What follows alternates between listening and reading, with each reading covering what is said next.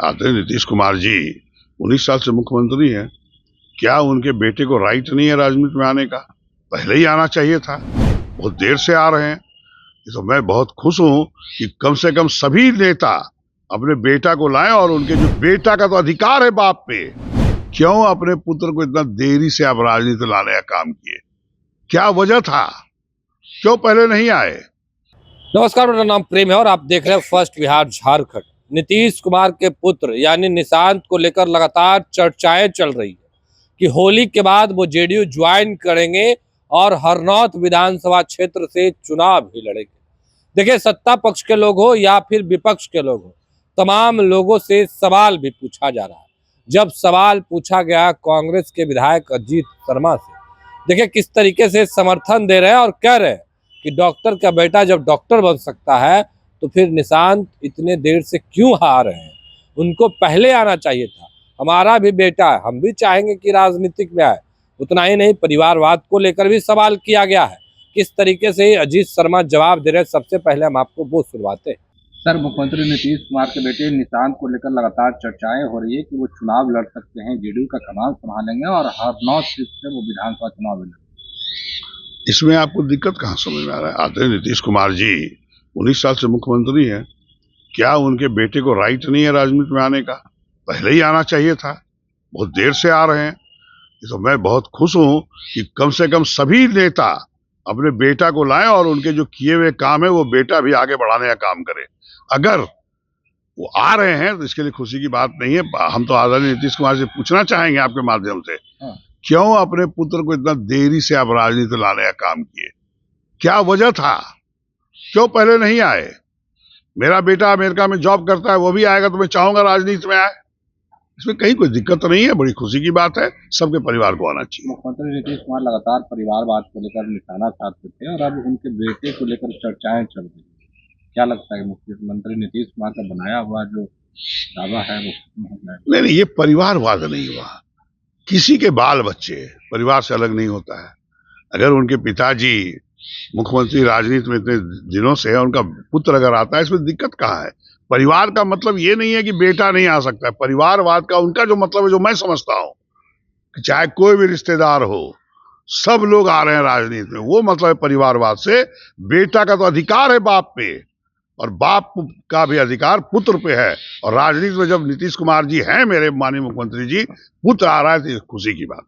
क्या लगता है तेजस्वी यादव को इससे दिक्कत होगा जब निशांत अगर राजनीति में एंट्री होते हैं? तो तेजस्वी यादव, सबका अपना अपना वोट बैंक है, सबको जनता अपना समझता है। आदरणीय तेजस्वी यादव जी को जनता अलग पहचानती है, आदरणीय नीतीश कुमार जी को अलग पहचानती है। अभी उनके पुत्र आ रहे हैं तो अभी तो उनको समय लगेगा समझने में। इसलिए अभी कंपेयर करना माननीय मुख्यमंत्री के पुत्र से तेजस्वी यादव को, यह गलत होगा।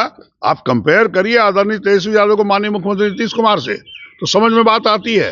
अभी तो उनके पुत्र भी आना शुरू किए हैं राजनीति में, निश्चित चुनाव लड़ना चाहते हैं। जैसा इन्होंने कहा, निश्चित तौर पर किसी के पुत्र को आना चाहिए और उनके पिता के रास्ते पर चलना चाहिए, ताकि उनका नाम रोशन हो सके। सवाल लगातार खड़े हो रहे हैं। लोग कह रहे हैं कि दिल्ली के बाद अब बिहार में भी एनडीए की ही सरकार बनेगी और मुख्यमंत्री नीतीश कुमार ही रहेंगे, और विपक्ष के नेता कह रहे हैं कि इस साल तेजस्वी यादव मुख्यमंत्री बनेंगे और महागठबंधन की सरकार बनेगी। ये कौन आपको बोल रहा है कि एनडीए की सरकार बनेगी? ये नाम तो आपने बोला नहीं। जनता चुनती है कि सरकार किसकी बनेगी।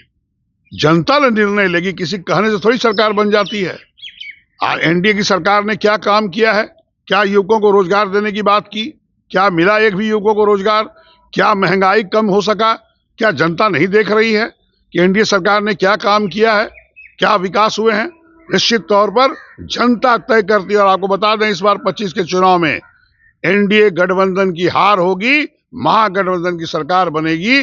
और आपको बता दें, हम लोग गरीबों को देखेंगे, उनको नौकरी का इंतजाम करेंगे, महंगाई रोकेंगे और पूरे बिहार को विकास के रास्ते पर ले जाएंगे। तो अभी आप अजीत शर्मा को सुने थे, तमाम मुद्दे को लेकर क्या कुछ कहा उन्होंने, आपने सुना।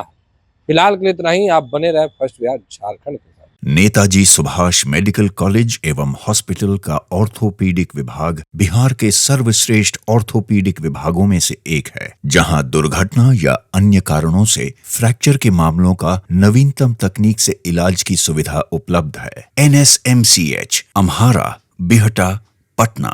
जन्मजात समस्याएं नवजात शिशु और छोटे बच्चों में बहुत आम है। नेताजी सुभाष मेडिकल कॉलेज एवं हॉस्पिटल इन समस्याओं के निदान में अहम भूमिका निभा रहा है। बाल रोग विशेषज्ञ के द्वारा लेप्रोस्कोपी के साथ सभी प्रकार की सर्जरी की सुविधा। NSMCH, Amhara, Bihta, Patna. Panorama group, जो सोचता है वो करता है। ये लो मुंह मीठा करो, आज मैंने अपना जॉब छोड़ दिया, अब हम पूर्णिया वापस जाएंगे। जॉब छोड़ दिया है? मतलब ये घर कैसे चलेगा? हम करेंगे क्या? और माँ बाबूजी क्या बोलेंगे? इसलिए मैं एक और मिठाई का डब्बा लाया। अपने बिजनेस के लिए लोन अप्रूव हो गया। अरे लोन अप्रूव हो गया वो तो ठीक है, लेकिन पूर्णिया में हम रहेंगे कहाँ? अपना घर भी तो नहीं है वहाँ। इसलिए तो एक और मिठाई का डब्बा अलग से लाया हूँ। हमने पूर्णिया में घर ले लिया है, पूर्णिया के ई होम्स पैनोरमा में। पूर्णिया में पैनोरमा ग्रुप लेकर आए हैं ई होम्स पैनोरमा। बड़ा घर, आलीशान जिंदगी और अत्याधुनिक सुविधाओं के संग। अरे अरे, अब क्यों मुंह मीठा करवा रही हो?